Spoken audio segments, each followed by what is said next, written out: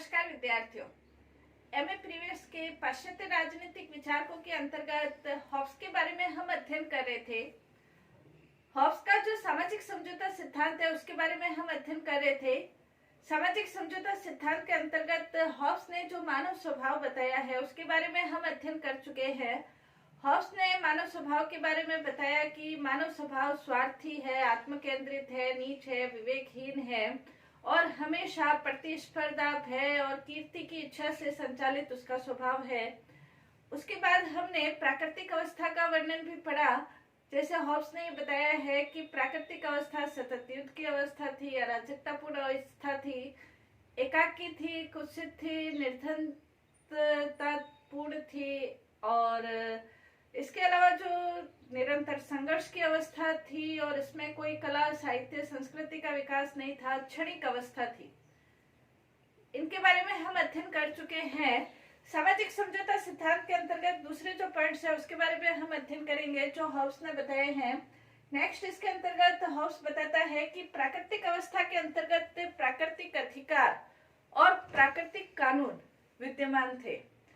प्राकृतिक अधिकारों का तात्पर्य यह है कि प्राकृतिक अवस्था के अंतर्गत प्रत्येक व्यक्ति अपने जीवन की सुरक्षा करना चाहता था, अपनी संपत्ति की सुरक्षा करना चाहता था और अपने जीवन की सुरक्षा के लिए वो दूसरे व्यक्ति के जीवन को खत्म करने के लिए, उसको हत्या करने के लिए वो स्वतंत्र था।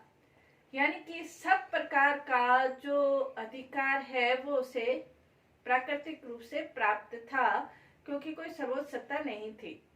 हेक्सले ने इसे शेर का अधिकार कहा है कि कोई भी व्यक्ति दूसरे व्यक्ति को हिंसा करने में, मारकाट करने में, उसे खत्म करने में स्वतंत्र था। ये प्राकृतिक अधिकार था। दूसरी ओर हॉब्स ने प्राकृतिक कानूनों का भी वर्णन किया है। 19 प्रकार के प्राकृतिक कानूनों का वर्णन किया है जिसके अंतर्गत तो कुछ जो कानून उसने बताए हैं वो इस प्रकार के कानून बताए हैं कि वो ये कहता है कि इस प्रकार की अवस्था के अंतर्गत जब प्रत्येक व्यक्ति के विरुद्ध युद्ध की अवस्था है तो उसमें कुछ प्राकृतिक नियम भी निर्धारित कर रखे थे ताकि जीवन थोड़ा आसानी से चल सके। कहने का तात्पर्य यह है कि प्रत्येक व्यक्ति शांति की इच्छा करता है और शांतिपूर्ण जीवन व्यतीत करना चाहता है और शांतिपूर्ण जीवन व्यतीत करने के लिए वो ये चाहता है कि जो अराजकतापूर्ण उसके पास जो अधिकार है उसका वो परित्याग कर दे। दूसरा, प्रत्येक व्यक्ति अपने अधिकारों का परित्याग करने का वचन दे कि मैं भी अपने सारे प्राकृतिक अधिकार यानी कि दूसरे की हत्या करने का अधिकार, दूसरे को कष्ट पहुंचाने का अधिकार, उसको क्षति पहुंचाने का जो अधिकार है, अगर तुम भी अपने अधिकारों का परित्याग करते हो तो मैं भी अपने अधिकारों का परित्याग करता हूँ। ये कानून बना हुआ था। लेकिन प्रत्येक व्यक्ति जब अधिकारों का परित्याग करेगा तभी वास्तव में ये कानून बनेगा, क्योंकि कुछ व्यक्ति अधिकारों का परित्याग कर देंगे, कुछ नहीं करेंगे तो अराजकता का जो माहौल है वो तो बना ही रहेगा। तीसरा जो प्राकृतिक कानून उस समय बना हुआ था, हॉब्स ये कहते हैं कि अगर कोई व्यक्ति अपने अधिकारों का परित्याग का कहता है और परित्याग करने के बाद यदि वो उसके लिए अपना वचन दे कि मैं अधिकारों का परित्याग करता हूं और फिर वो वचन देके यदि उस वचन को भंग करता है तो वो अन्यायपूर्ण होता है। हॉब्स ये कहता है कि ये जो अन्यायपूर्ण है, उस अन्यायपूर्ण स्थिति का जो व्यवहार व्यक्ति कर रहा है, उस अन्यायपूर्ण स्थिति से उसके छुटकारा दिलाने के लिए या जो उसने वचन भंग किया है उसे दंडित करने के लिए किसी भी प्रकार की उस समय कोई सर्वोच्च सत्ता नहीं थी। तो प्राकृतिक अधिकार और प्राकृतिक कानूनों का वर्णन करता है। प्राकृतिक अधिकार जहाँ व्यक्ति की स्वतंत्रता को दर्शाते हैं, वहाँ प्राकृतिक कानून व्यक्ति के दायित्व की ओर वर्णन करता है। नेक्स्ट इसके अंतर्गत समझौते का कारण। हॉब्स मानव स्वभाव का, प्राकृतिक अवस्था का, प्राकृतिक अधिकारों का, कानूनों का वर्णन करने के साथ आखिर समझौता क्यों हुआ, समझौता हुआ जिसके आधार पर राज्य की उत्पत्ति हुई। तो समझौता क्यों हुआ, अभी तक जो हमने पढ़ा उससे साफ साफ ये निष्कर्ष निकलता है, पहला कारण कि व्यक्ति अपनी अराजकतापूर्ण स्थिति से छुटकारा पाने के लिए समझौता किया। जो अशांति की, अराजकता की, युद्ध की, संघर्ष की, अशांति की स्थिति थी, उस स्थिति से छुटकारा पाने के लिए व्यक्तियों ने आपस में समझौता किया।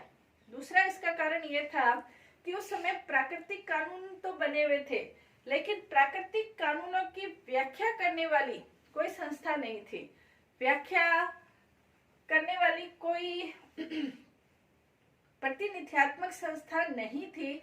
इसके कारण हर एक व्यक्ति उन प्राकृतिक कानूनों का जो वर्णन है वो अपनी बुद्धि के अनुसार करते थे।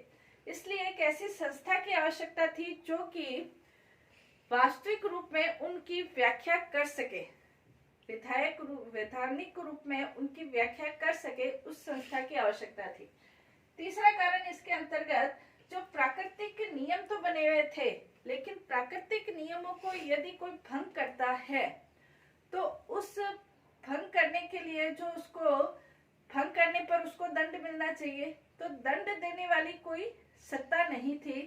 तो दंड देने वाली सत्ता की आवश्यकता के कारण समझौता हुआ और प्राकृतिक नियमों को निभाने के लिए, प्राकृतिक नियमों को निभाने के लिए भी सत्ता की आवश्यकता थी। तो इन चार महत्वपूर्ण कारणों से समझौता हुआ। अराजकतापूर्ण स्थिति से छुटकारा दिलाने के लिए, प्राकृतिक नियमों की व्याख्या करने वाली सत्ता के लिए, नियमों का पालन कराने वाली संस्था के लिए, और जो नियमों का पालन नहीं करे उसके लिए दंड देने वाली सत्ता की आवश्यकता के लिए समझौता हुआ। और जब समझौता हो गया तो जो समझौता है उस समझौते के आधार पर राज्य की उत्पत्ति हुई।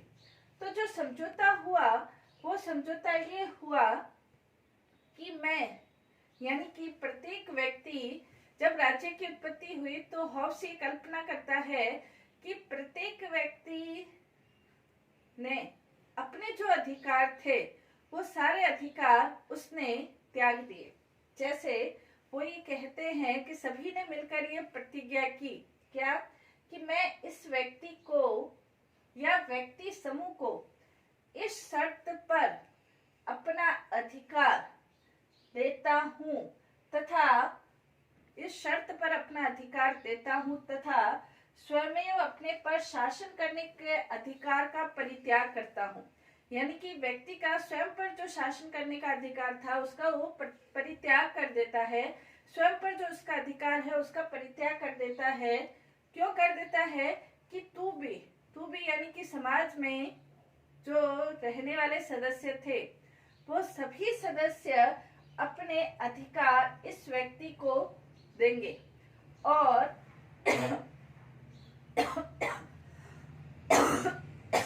अधिकारों का परित्याग कर देंगे। इस आधार पर मैं भी अपने अधिकारों का परित्याग कर देता हूँ।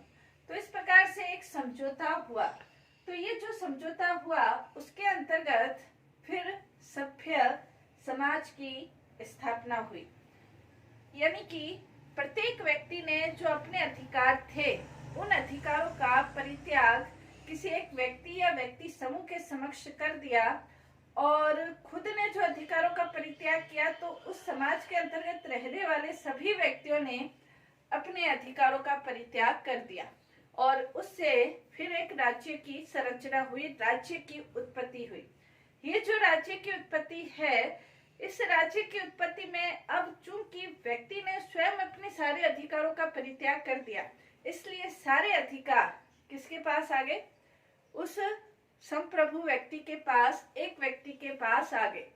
अब चूंकि व्यक्ति ने अपने अधिकारों का परित्याग कर दिया, इसलिए व्यक्ति के पास अब स्वयं के पास किसी भी प्रकार का कोई अधिकार नहीं बचा, बल्कि बदले में समझौता क्या हुआ कि वो तो अधिकारों का परित्याग व्यक्तियों ने कर दिया, लेकिन बदले में जो संप्रभु व्यक्ति है, वो जो व्यक्ति है संप्रभु व्यक्ति या लेवियाथन या विशालकाय दैत्य जो हॉब्स ने कहा है, वो बदले में उनकी आंतरिक शत्रु और बाह्य शत्रु दोनों से उनकी रक्षा करेगा। यानी कि अब जो अराजकतापूर्ण स्थिति थी एक दूसरे के विरुद्ध संघर्ष की जो स्थिति थी, युद्ध की स्थिति थी, वो स्थिति खत्म हो गई। शांतिपूर्ण समाज की स्थापना हो गई, क्योंकि अब व्यक्तियों को दूसरे व्यक्तियों के ऊपर कोई अधिकार नहीं रहा, क्योंकि उसने अपने अधिकारों का परित्याग कर दिया। और यदि कोई व्यक्ति ऐसा करता है तो चूंकि संप्रभु राज्य की स्थापना है, तो वो राज्य उस व्यक्ति को दंडित कर सकता है, उसे सजा दे सकता है। तो संप्रभु निरंकुश राजतंत्रात्मक राज्य की स्थापना हुई, राजतंत्रात्मक शासन की स्थापना हुई। इस सामाजिक समझौते को और स्पष्ट रूप से समझने के लिए इसकी कुछ विशेषताओं का अध्ययन करते हैं।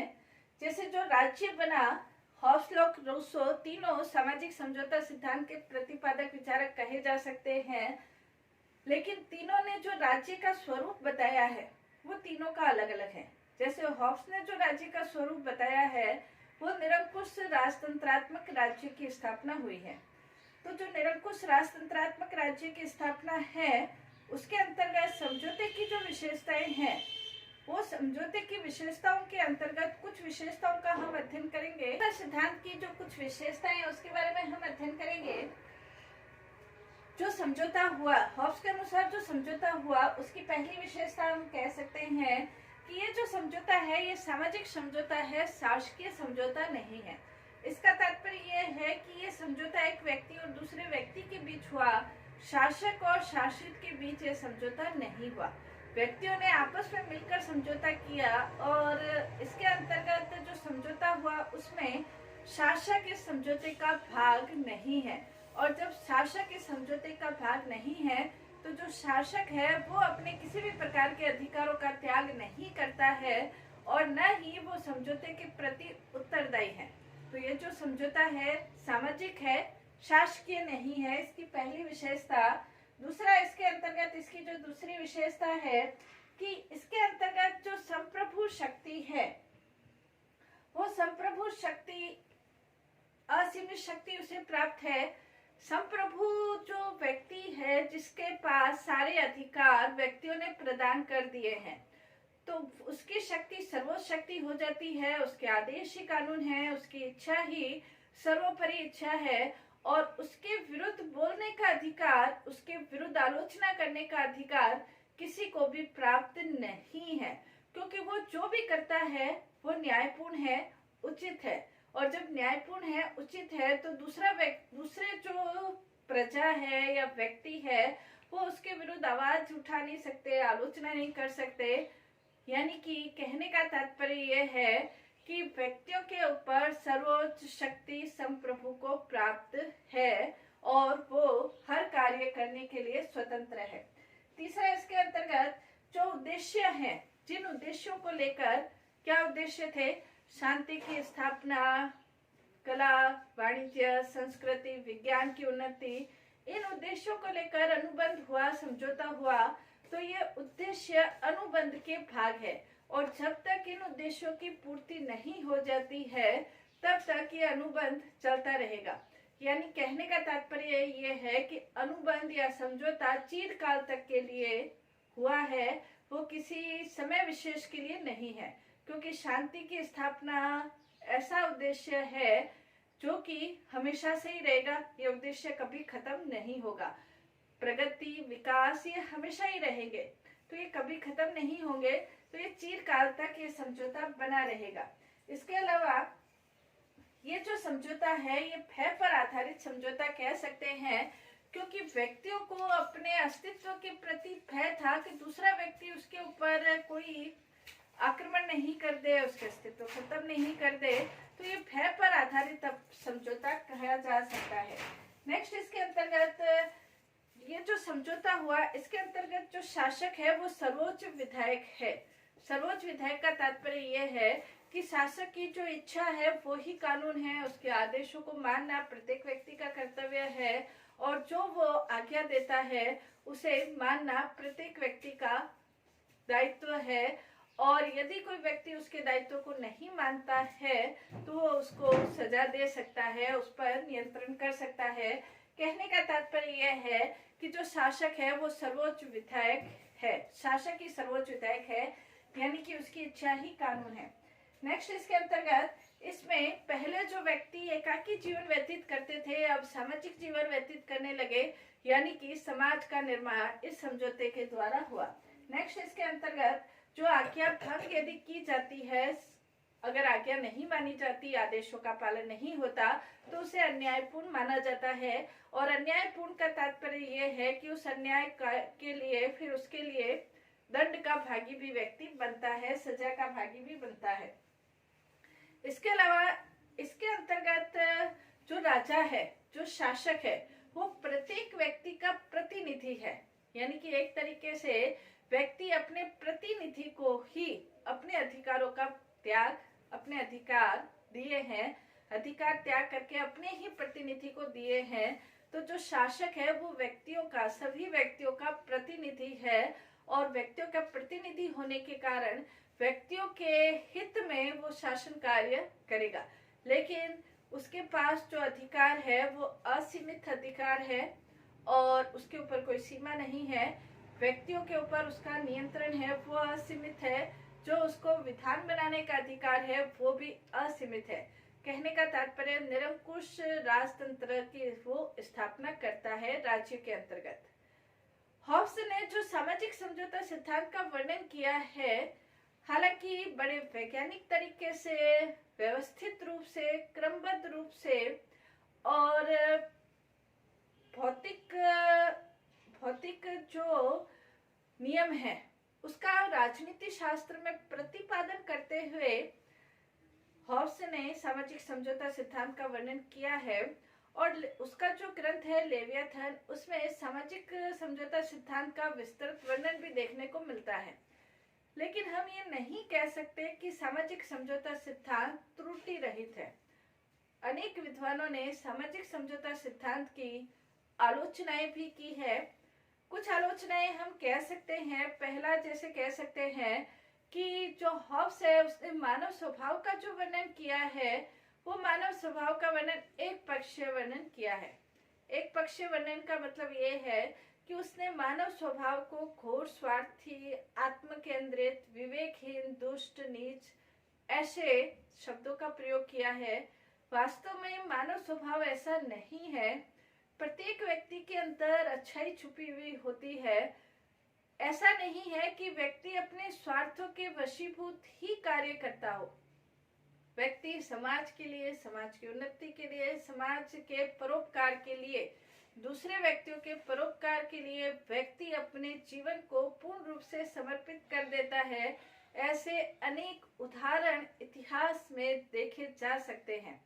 इसलिए हम कह सकते हैं कि जो हॉब्स ने मानव स्वभाव का जो चित्रण किया है वो पूर्ण रूप से सही नहीं कह सकते।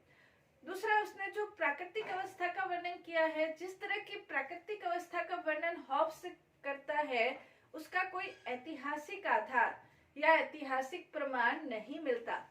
और यदि इस तरह की प्राकृतिक अवस्था जैसा कि हॉब्स ने बताया है कि कभी रही थी, तो आज तक मानव सभ्यता ही खत्म हो चुकी होती यदि इस तरह की प्राकृतिक अवस्था जहां प्रत्येक व्यक्ति दूसरे व्यक्ति के अस्तित्व को खत्म करने के लिए तत्पर है, तो फिर आज मानव सभ्यता उसी समय खत्म हो चुकी होती। तीसरा, इसका जो आलोचना का आधार है, एक तरफ तो हॉब्स ये वर्णन करता है कि जो प्राकृतिक अवस्था है तो उस प्राकृतिक अवस्था में प्रत्येक व्यक्ति का एक दूसरे के विरुद्ध युद्ध की अवस्था है। दूसरी तरफ वो प्राकृतिक अवस्था के अंतर्गत प्राकृतिक अधिकार और प्राकृतिक कानूनों के बारे में भी वर्णन करता है। तो जब इस तरह की अराजकता पूर्ण अवस्था है तो क्या उसके अंतर्गत प्राकृतिक अधिकार और प्राकृतिक कानून हो सकते हैं? प्राकृतिक कानून, प्राकृतिक अधिकार तभी अपने अस्तित्व में रहते हैं जब कोई सर्वोच्च सत्ता हो। बिना सर्वोच्च सत्ता के प्राकृतिक अधिकार और कानूनों का वर्णन करना विरोधाभासपूर्ण है।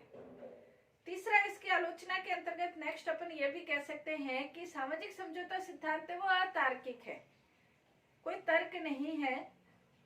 हॉब्स ने सिर्फ अपनी कल्पना के माध्यम से ये सोच लिया कि व्यक्ति का स्वभाव ऐसा है, व्यक्ति का स्वभाव ऐसा है तो प्राकृतिक अवस्था ऐसी है, और अचानक से वो एक दिन परिवर्तित हो जाता है। जब इस तरह का व्यक्ति जो हिंसक है, जो एक दूसरे के विरुद्ध युद्ध की अवस्था है, अचानक से एक दिन उसके अंदर विवेक कैसे जागृत हो गया कि वो राज्य का स्थापना करने लग गया। तो ये जो उसने वर्णन किया है, बड़े अतार्किक उसने वर्णन किए हैं कि अचानक से उसमें विवेक की जागृति हो गई और उसने ये सोचा कि चलो हम समाज की स्थापना करते हैं। तो जो बुद्धिहीन, दुष्ट, नीच जो व्यक्ति है वो अचानक से सभ्य बन गया। तो ये अतार्किक उसका दृष्टिकोण लगता है। नेक्स्ट इसके अंतर्गत इसकी आलोचना का सबसे बड़ा कारण यह है कि जिस राज्य की स्थापना का वो समर्थक है वो निरंकुश राजतंत्र का समर्थक है। निरंकुश राजतंत्र का वो मानता है कि जो शासक है वो जो भी कार्य करेगा सही है, न्यायपूर्ण है, उसके आदेशों का पालन करना ही व्यक्ति का एकमात्र कर्तव्य है। तो यदि वो शासक अन्यायपूर्ण कार्य करता है तो व्यक्ति को उसके विरुद्ध आलोचना करने का भी अधिकार नहीं है। तो खुल्लम खुल्ला वो निरंकुशतावाद का समर्थन करता है, जो सही नहीं कहा जा सकता है। फिर भी निष्कर्ष रूप में, सारांश रूप में हम कह सकते हैं कि हॉब्स का जो सामाजिक समझौता सिद्धांत है वो राज्य की उत्पत्ति का एक व्यवस्थित और वैज्ञानिक सिद्धांत है और उसका लेवियाथन एक तर्कपूर्ण, मौलिक रचना और विशद विवेचन पूर्ण शैली के रूप में आज भी उसका महत्वपूर्ण योगदान माना जा सकता है। धन्यवाद।